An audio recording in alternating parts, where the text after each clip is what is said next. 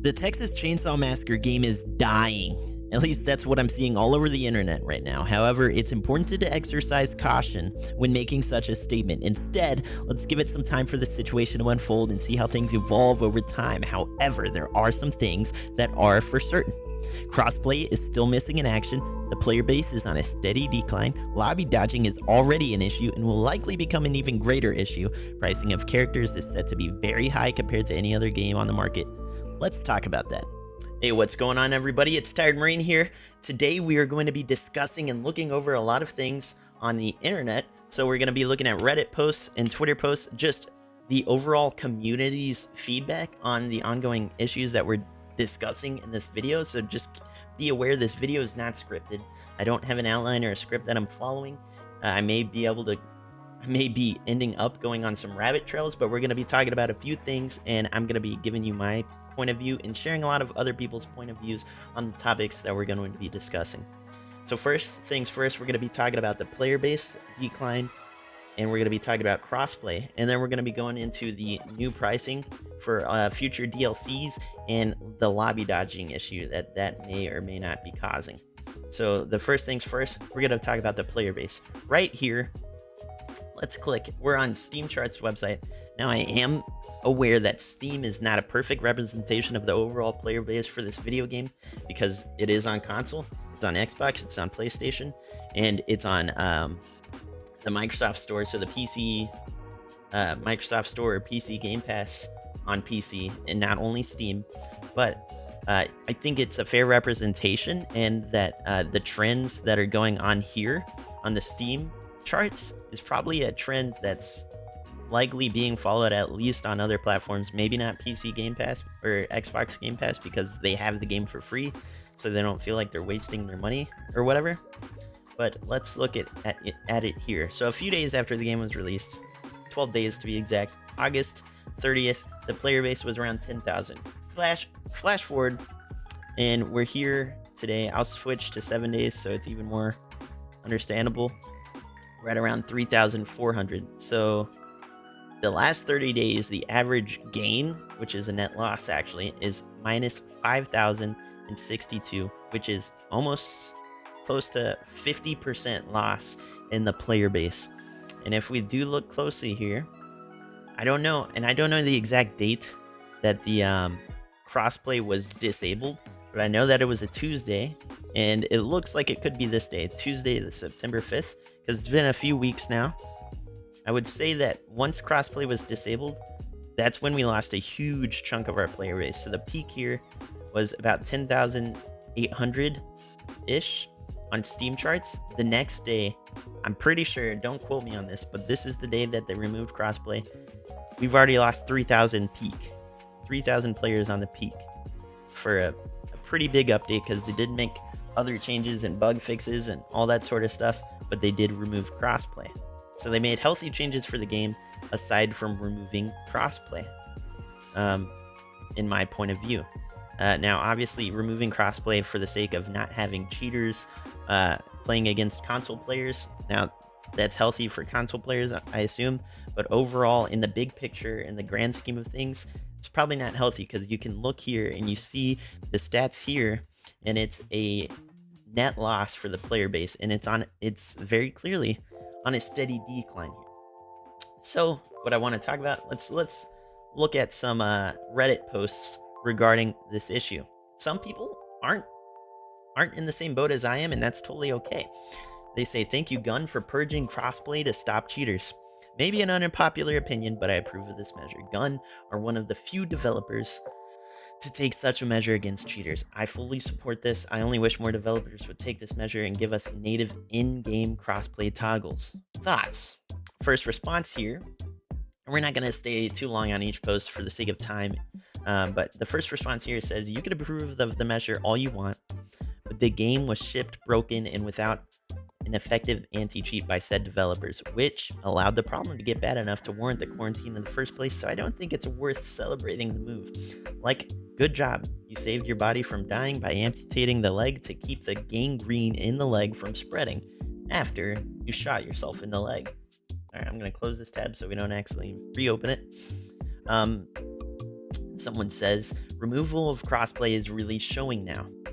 They're an Xbox X player, finding it increasingly harder to find normal adults who just want to play family and cooperate.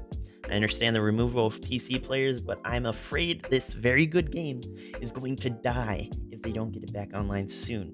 The first response here says removing crossplay turned a lot of people off from what I saw, and they can't play with their friends or their spouse, so they moved on.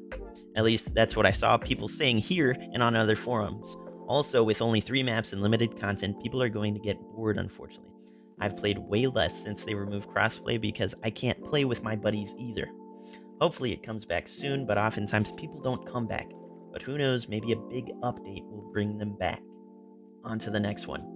And this, that's the end of talking about crossplay because, one sec, let me drink. That's all we're going to say for crossplay for now. I think it's a big issue not having crossplay on. You're never going to fully solve the cheater problem. I've said it in past videos. You're never going to fully solve the cheater problem. So I don't know what they're working on right now. I don't know what they're working on that's preventing them from re-enabling crossplay. Or at least, at the very least, what I think should happen is they re-enable the ability to have crossplay, but maybe on console systems, it can be defaulted off. You can set it to off by default. And then they can turn it on if they want to risk going against cheaters, and they can play at least with their friends who are on PC. And that would be fair. Like, why would you take the option away completely? I just don't get it. And maybe that's above my pay grade, and there's a lot of other things that go on into it that I'm just not seeing here. That's okay. But at least right now, that's my point of view. Next thing. This is talking about lobby dodging and the new price points for the characters. So first off, let's go and look. This is the new price point. This is a quote, but these are the new price points for any future content on Texas Chainsaw Massacre, posted by the official Texas Chainsaw Massacre account on X, formerly Twitter. So they say that the characters are going to be $9.99. So let's look at this post here. It says Gun Media basically shooting their own video game, Texas Chainsaw Massacre. It's depicting that they're killing their own game. They say, who wouldn't want to wait in lobbies for 3 hours? And this is what the poster says to complement this picture. They're willing to implement all of the issues that paid characters will cause in favor of immediate profit. Short-termism is a trend in video games nowadays and had been for a while, and it's not sustainable at all, especially for smaller companies and games. I've chose to believe that they somehow didn't think of the insanely long lobby waits there will be because of dodging, a problem that already exists but will be extremely exacerbated once a shiny, fun, overpowered $10 character comes out. That's not even mentioning that this will actually be pay to win. I don't necessarily agree with that because not all players or all the new characters are going to be pay to win, because you can win very well and win tons of matches with the Cook Hitchhiker and Leatherface combo. Just saying. That's not even mentioning that this will be actually pay to win, especially if releasing a character that is better than all of the current free characters.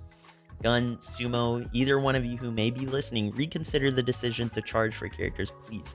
If you release cosmetics at a fair price and consistently while having maps and characters be free or earnable, you'll make more than enough money, especially if you keep fixing issues, adding content, and so on. Okay, on to the next one. Someone's offering up an ultimatum, all right? Accept the offer. They say, I receive free characters. You receive a game that won't die in 6 months. Okay. Let's see what these replies say. I mean, I've been a true believer from the start, Gun, but this is the one thing that can sink the ship. If for a minute the notion of pay to win is set in the game, even by mistake, you won't shake it off again. Someone says, I was talking with my friends last night about how bewildering this whole thing was.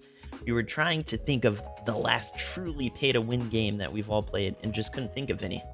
Pay-to-win is such an old and awful PR connotation that is so devastating to the reputation of any game. So true pay-to-win, as most people still think of it, doesn't really exist anymore in conventional gaming spaces. Correct me if I'm wrong, also mobile gaming doesn't count.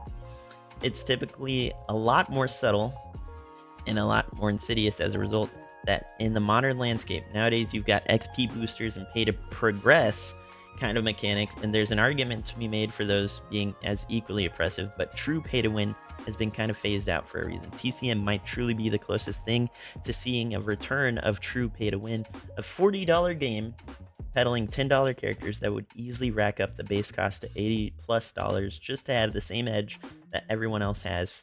Ridiculous. All right, enough with that post. Another response says, "Gun, don't shoot yourselves in the foot. I stand on defending the Nicotero set, which is the new Leatherface cosmetic that's designed by a very good and popular person in the horror space, Nicotero.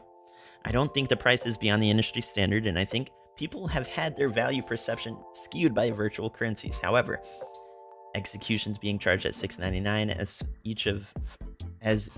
as far as we know, and characters at $9.99 each is a hard pill to swallow. New characters will be the lifeblood of the game going forward, and they should be reasonably priced.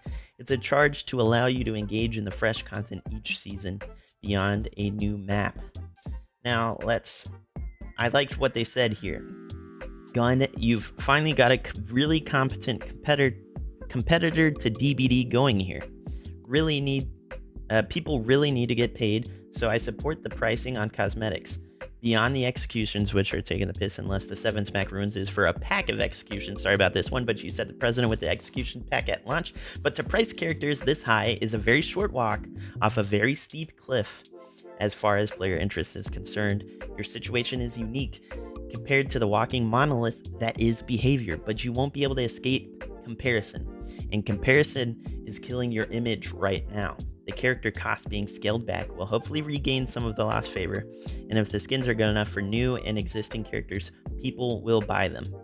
Now, I do want to say and add in what I said to the official TCM Twitter account. I asked the question, will there be an alternative way to earn the new characters in-game with all of the stuff that I've been saying from these posts in mind? They did reply, and they said, "We do not have any alternative methods to earn and unlock characters, but we'll submit that as feedback to the team." So they're taking it under consideration as far as we know. They could just be saying it to get the question, to shrug it off, but who knows? I believe that they are actually taking it into consideration, especially with the huge community feedback. But someone replied saying, "It's not necessary because the prices aren't bad at all." And I replied, "I'm not concerned about the prices. My worry lies in having to purchase a character that might remain unused due to high demand, leading to the unfortunate practice of lobby dodging." And they're asking, how does it relate? To which I respond, this situation is relevant because when you invest $10 into a character, you enter a lobby only to find someone else has already chosen that character. Consequently, you can't enjoy the benefits of your purchase, leading to disappointment. You might have to repeatedly switch lobbies to become the person with the selected character, but this causes frustration as others also want to play the character that they paid for, which is fair, resulting in frequent lobby departures. This leads to you not being able to play your character for even longer, until quite possibly 30 minutes pass by, until everyone in the lobby settles for less just to finally get into a match. So basically here, the big problem with lobby dodging, which they're going to have to counter and figure out a way to fix this issue without making the game not enjoyable and without taking the people's ability to play the character that they paid for and they really want to play, is you're going to pay for a character and you're not going to be able to play them because someone else is wanting to play them. And if you have to keep dodging lobbies, you're going to go into a lobby, and once you do finally, maybe 5 to 10, 15 minutes later, get into a lobby where you're the person who has the character that you bought, other people are going to be experiencing the same issues. They're going to be walking in the same shoes that you were moments earlier, and they're going to be dodging lobbies, and you're going to be in a lobby just waiting for minutes and minutes and minutes until maybe even 30 minutes or even longer pass by, where the lobby gets forced closed and you have to start the whole process all over again. Now, that's a situation that I have devised based on just the current problems with Leatherface being required to start a match, and everyone's either all the Leatherface mains want to try and level up their other characters and no one wants to play Leatherface, so they keep dodging lobbies that way. That's going to be the same problem when a new character comes out and everyone wants to be that specific character. On top of the issue that's already there with Leatherface being required to start the match. So yeah, everybody, that's all I wanted to talk about in this video. Thank you so much for sticking around. I hope you enjoyed the conversation that we were able to read along in all the different socials. Let me know what you guys think in the comments down below. What's your take on crossplay being turned off? Do you think it should be back on as soon as possible, or do you think they should wait and try to do what no other developer has succeeded in and fix the cheater issue? And what do you guys think about the new character pricing and the cosmetics and all that sort of stuff, which is right here? What do you guys think of this? Let me know in the comments down below. And what do you think about the lobby dodging issue? What is your queue times currently? What platforms do you play on? Let me know in the comments down below. And that's all for this video. Tired Marine,